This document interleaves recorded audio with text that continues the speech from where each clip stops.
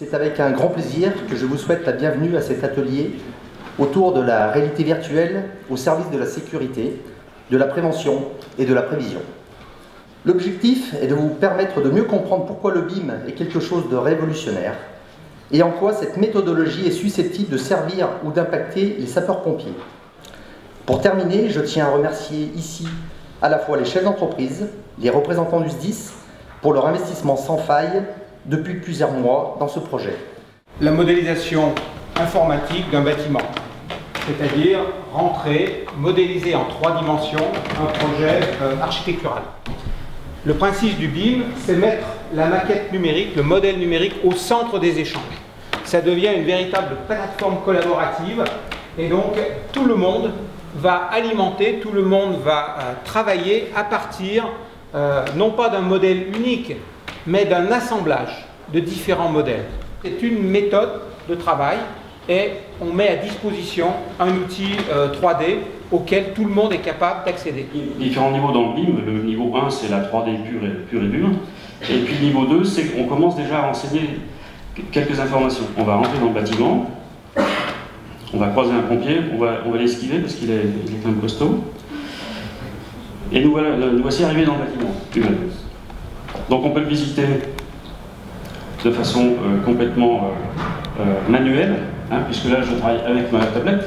Tous, alors pour démarrer cette table ronde, au vu des premières présentations, lieutenant Sylvain Bresson, pouvez nous rappeler en quelques mots le rôle du SDIS dans l'instruction des dossiers et nous dire comment se passent les procédures et quel est l'impact du BIM sur vos modes de fonctionnement. Vous avez donc au niveau du service départemental déposé pour le côté donc l'étude du côté sécurité du dossier. Pareil, j'ai fait une visite dans des gaines de désenfumage, ce qui m'arrive rarement. Donc le fait de se baisser pour rentrer dans la gaine de désenfumage, regarder et voir les choses en direct, c'était relativement impressionnant. Et voilà, je pense que c'est une belle plus-value pour les futurs projets. Il y a 3 ans, c'est parce que c'était le BIM. Donc moi je voulais vraiment démystifier le BIM. Ça paraît comme ça un peu fou de se dire on se promène dans des gaines de ventilation, il faut être geek, pas du tout. Moi ma société n'y connaissait rien il y a 3 ans et petit à petit on a formé les gens. J'allais dire qu'on n'a pas le choix en fait. C'est-à-dire que demain, la majorité des bâtiments en France seront conçus via le BIM. Pas uniquement pour la conception et la construction, mais également pour, comme vous l'avez dit Pierre Barillot en introduction, pour la gestion du bâtiment dans sa vie jusqu'à l'extinction de ce bâtiment. En l'occurrence, là je bascule sur l'outil, la maquette 3D enrichie. Comme l'a dit le lieutenant Bresson, ça nous permet, en phase de conception, de visiter l'ouvrage parallèlement à l'analyse des plans. La maquette 3D elle existe depuis une trentaine d'années à peu près. Et aujourd'hui, qu'est-ce qui se passe? On se tourne vers un travail réellement collaboratif entre tous les acteurs de l'acte de construire, notamment les bureaux d'études, nos clients, bien entendu, en amont. Et puis aujourd'hui, il existe, alors ça c'est très important, il existe évidemment des plateformes collaboratives, et il y en a une qui a été lancée par l'État, c'est la plateforme Croquis. L'objectif, c'est la voyant, c'est 2022. En 2022, les architectes, les bureaux d'études, le monde de la construction se soient mis au BIM avec des outils simples à utiliser.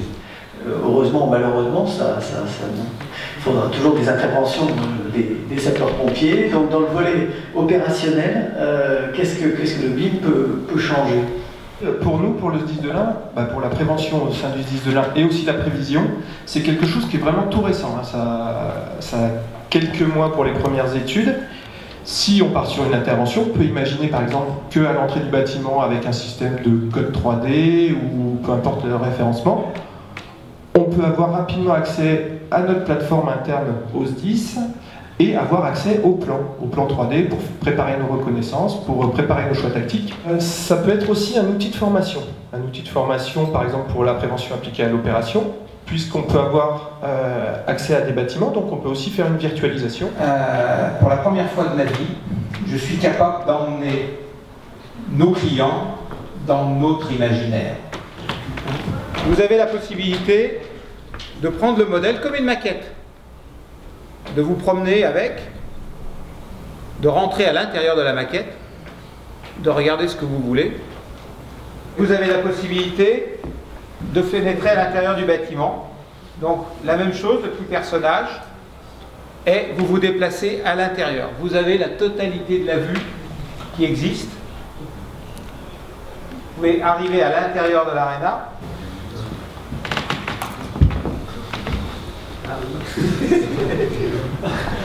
Hop. Voilà. Bien, je vous remercie toutes et tous d'être présents et d'avoir répondu à cet appel un peu particulier dans un congrès de sapeurs-pompiers, mais je suis particulièrement heureux qu'on ait pu arriver au bout de ce travail. Donc l'objectif c'était de vous sensibiliser et je vois que ça a bien réagi, donc c'est complètement atteint, donc tant mieux.